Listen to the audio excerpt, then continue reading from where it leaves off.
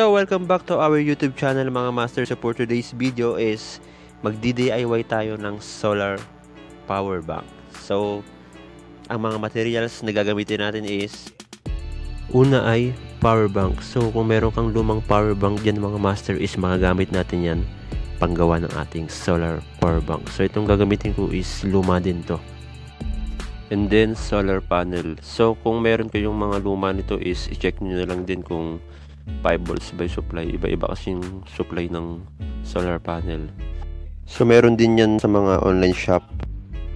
And syempre is shoe glue. So kahit saan may mabibilhan kayo nito. So ito yung gagamitin natin pamdikit dyan sa solar panel natin kapag ipifix na natin.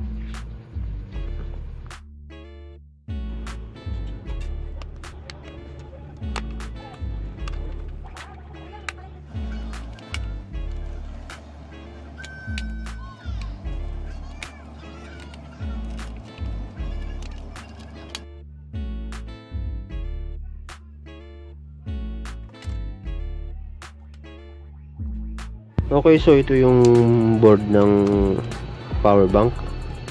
So tanggalin na natin siya sa pagkahinang yung kanyang battery.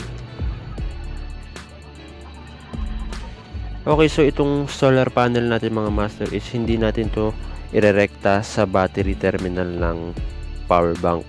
Kasi kapag ganun ang ginawa natin, hindi natin malalaman kung nag-charge ba yung ating power bank at hindi natin malalaman kung full charge na ba siya kasi mawawalan siya ng indicator light kapag sa battery natin nilagay. So ang pinaka worst na pwedeng mangyari mga master is ang sumabog yung battery natin kapag binilad natin to. Kasi kahit 5 volts lang tong ating solar panel is malaki ang tendency na mag-overcharge yung power bank natin. So itong solar panel natin mga master is ikakabit natin to doon sa may charging pin niya. So kung saan dumadalo yung kuryente galing sa charger. So sa kanyang positive line. Kasi dito is kapag full charge na is may auto cut off siya. At malalaman natin kung full charge na dahil may indicator light siya. Okay, so itong solar panel natin is i-ready na natin siya. Kung saan natin siya ikakabit kapag ipifix na natin yung solar power bank natin.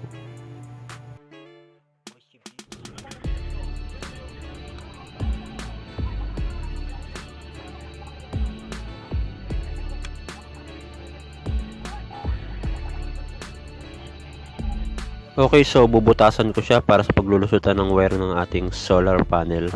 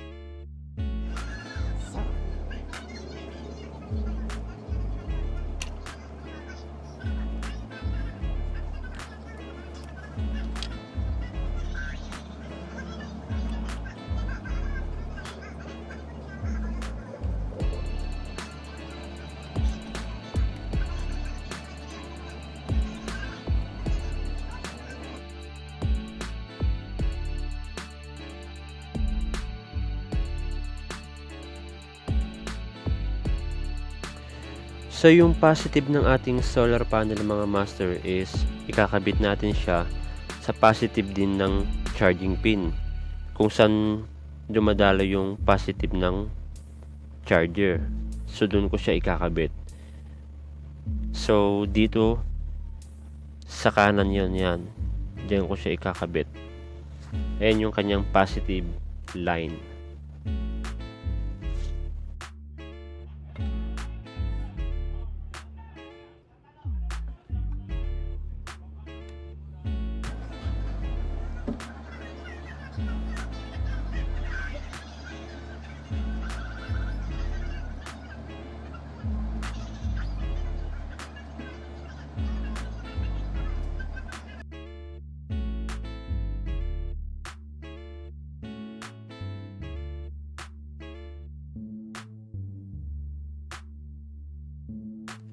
Okay, so nakabit ko na yung positive ng ating solar panel.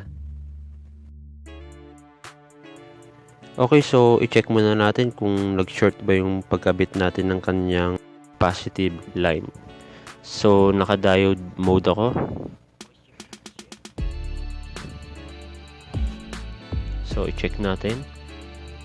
Ground and positive. So yan, so hindi naman siya short.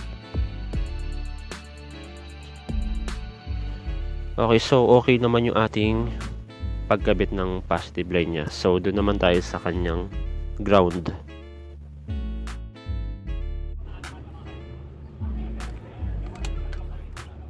Okay, so yung negative ng solar panel natin is ikakabit natin doon sa negative ng battery terminal.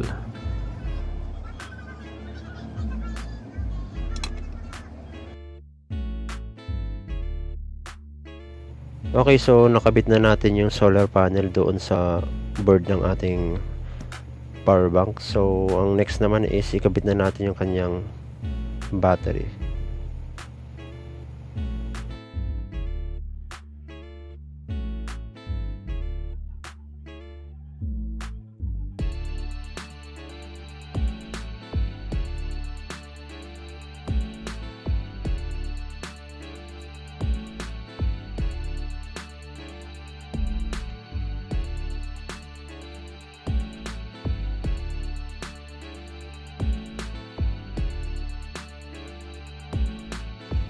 Okay, so ibalik na natin siya sa kanyang case.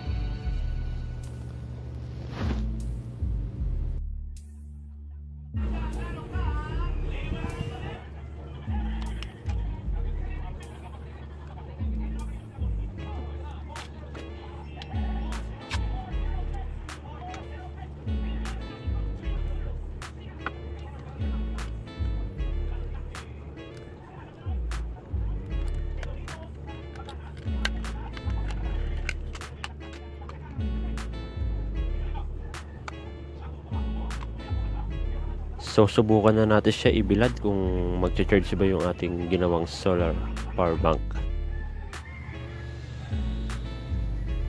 Okay, so hindi makita yung kanyang indicator lights sa sobrang liwanag. Pero kung mapapansin nyo, iyan, may blinking na siya.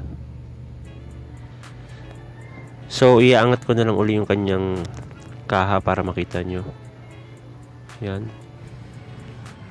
So yan mga master, as you can see, nagbi-blink na yung kanyang charging indicator. So gumagana na yung ating solar power bank.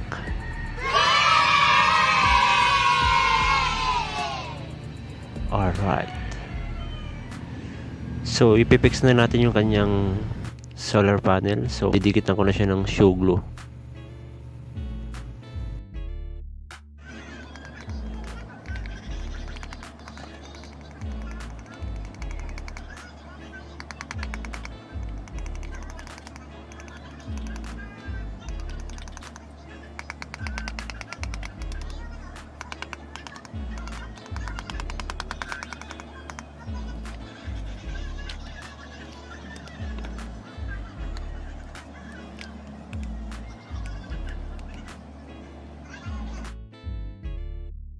Okay, so gugumaan ko siya para kumapit yung solar panel natin doon sa shoe glue kapag natuyo na.